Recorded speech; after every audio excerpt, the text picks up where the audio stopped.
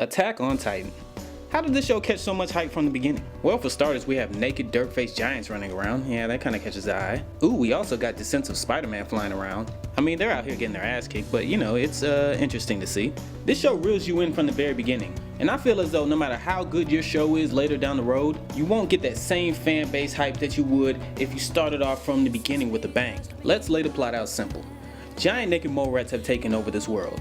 We don't know why, we don't know how. And Eren, our main character, is on a quest for revenge after tragically having his mother eaten by these naked mole rats. Eren is also one of the very few that actually wants to break out of these walls that he's currently in and see what's on the outside world for himself. And it's funny about this revenge thing, because it seems like Eren likes to go the role of work smarter, not harder. Because Mikasa, his childhood friend, does most of the work for him. Which was a slight gripe I had with this show at first, because Mikasa was the only one that could kill a Titan. Everyone else...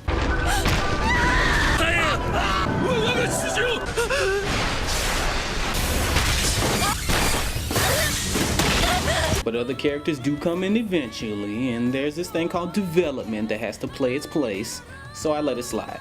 In pre-production, when they were first having their little Attack on Titan meeting, I feel like a word that they drew on their whiteboard was over-dramatized. Cause this show does that a lot. And don't get me wrong, I think it's a good thing. Once a show paints itself to be taken serious from the very beginning, over-dramatizing turns good parts into great.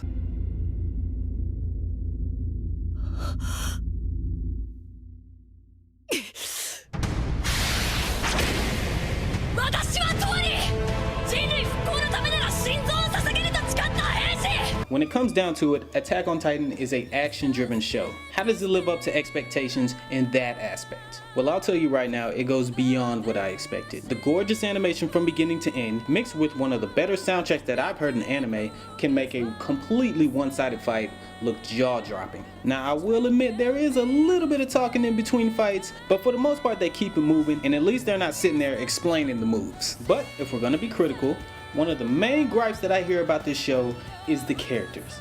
In particular, the main character, Eren. The thing I hear most about him is that he's a typical shonen main character. Now, I don't know about you guys, but when I think of a typical main character, I think of Goku, I think of Naruto, I think of Luffy, Ichigo, Natsu, and Eren doesn't remind me of any of them. And no, I'm not putting on the cape.